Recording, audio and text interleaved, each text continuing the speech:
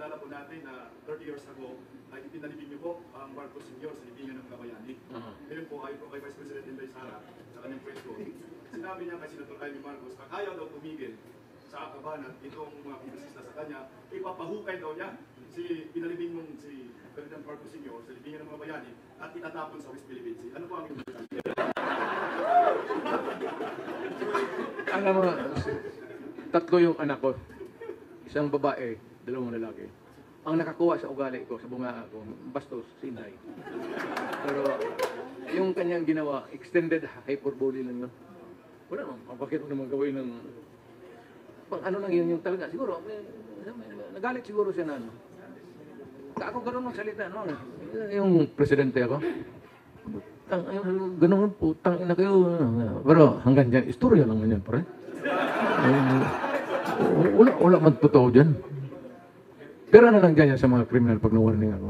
Kasi, alam mo, pag sinabi ko nung mayor ako, pati presidente ko, stop. Yung hindi naginto, na-disgrasya talaga. So, I'm sorry. I am sorry. Ginusto ninyo eh. No, I said, you make your own history in this world. Ikaw yung humahawak ng buhay mo. Kung anong mangyari sa buhay mo. Pag yan ang pinili mo, tapos nagkalitse-litse, face the consequences. Kasi pagdating ng putukan, sigurado ka.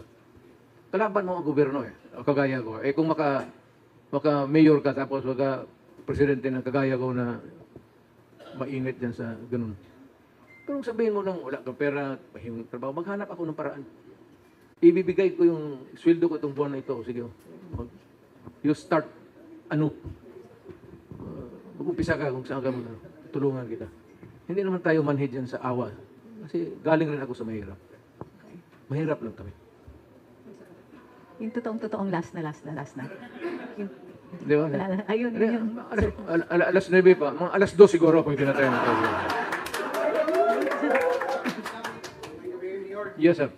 Kanina umaga, nag-uusap ko niya, hanggang natapos. Wa pa mahuman? Wala pa Mayor. Ang ipangita, hinahanap ng mga tao po, ang mayor. Kung sila lang daw po ang masusunod, gusto po nila magiging president. Ano po ang sagot mo sa kanila?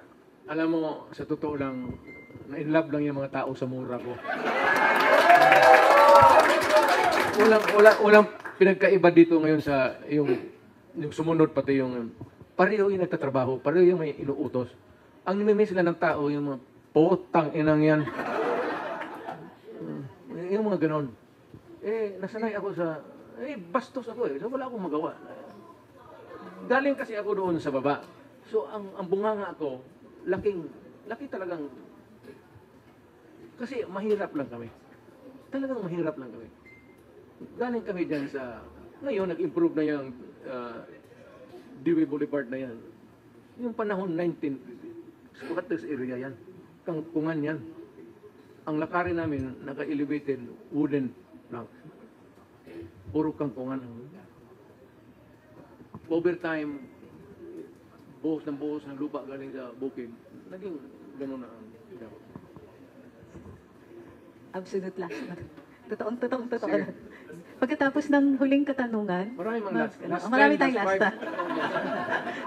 Pagkatapos ng huling katanungan at sagot, yung mga may nais mag-group picture lang kasi kaya ng oras natin. So, maayos lang po. They will be around the table. Yan, nakaupo si sir. May mga nakatayo dito and the others can in front. Okay? Gusto niyo umikot pa si sir? Okay.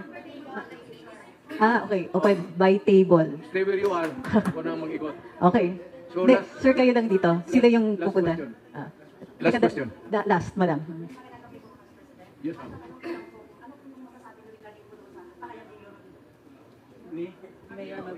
Anong sinabi ni Mayor?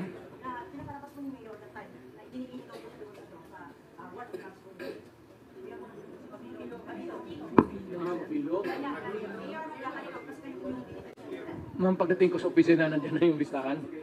Hindi ko listahan, hindi ko alam kung sino yung mga gagong nasa druga. Listahan yan ng buong Pilipinas. Hindi akin ho yan. I do not have the capability to make a list ng mayor at ng mga tao dito sa Pilipinas na sa druga. Pag upo ko, binigay na yan ng pulis. Kung ngayon, kung may dapat siyang patayin, yung pulis. So marami mang pulis dyan. Mamili na lang siya kung sino dyan ang malasin. I do not have, May tatlong wala akong kapangyarihan na magawa ng listahan dyan. Okay, sir. Last. Lasin mo ang... Yes, sir. Hindi. Sige, nag-i-enjoy kasi sila eh. Alaikum salam. Assalamualaikum warahmatullahi ta'ala, Tatay. Magandang gabi. Tatay, ang tanong ko po, bakit nung presidente ka hanggang ngayon, ikaw pa rin ang hanap-hanap na mamayang Pilipino? Lalo po sa mga kamag-anak mo sa Bangsamoro. Kahit ngayon, naghihintay sila kung ano yung iutos mo, gagawin po namin na taga Bangsamoro. Kung may iutos ka, para lang sa bayan, gagawin po namin, Tatay Digong. Mahal ka namin, Tatay Digong. Mabuhay ka! Alam mo bakit? Kasi ang lula ko Maranao.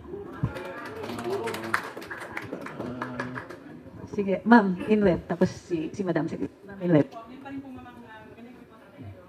Ngayon pa rin po ang tanong ko, bakit hindi siya tanong kasi bakit hanggang ngayon, mahal ka ng taong bayan? Sabi ko, baka ginagawin mo yung mga tao. Alam mo ma'am, I appreciate it. Kasi alam nila na mahal ko rin ang taong bayan. Pero ngayon, ano na lang, tanggalin mo ng lahat ng mga lalaki, babae na lang ang mga lalaki. Napanood lang po namin kayo kanina na sa hearing sa TV. Natulog po ako. Tumakbo ako. Kita niyo naman nakachinelas lang ako. Nakabamahan po namin sa inyo. Sabi ko, kahit anong mangyari, Ang lola ko ang Maranao.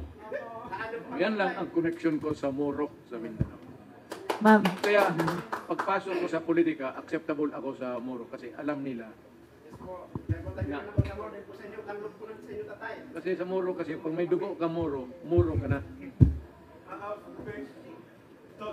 People is not to daughter.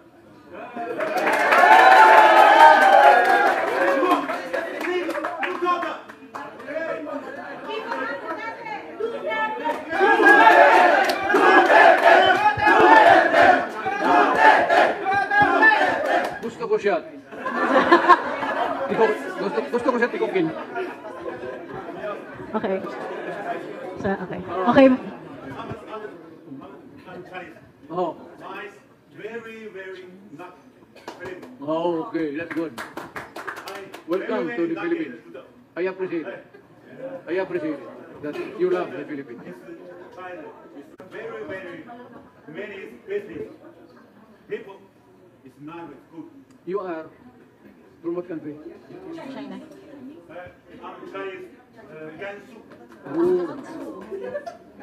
My grandfather Lam. I'm Chinese. I'm very lucky. I'm lucky. Thank you, sir. So, para sa first group picture. Yes, sir. Thank you. My friend, don't pity.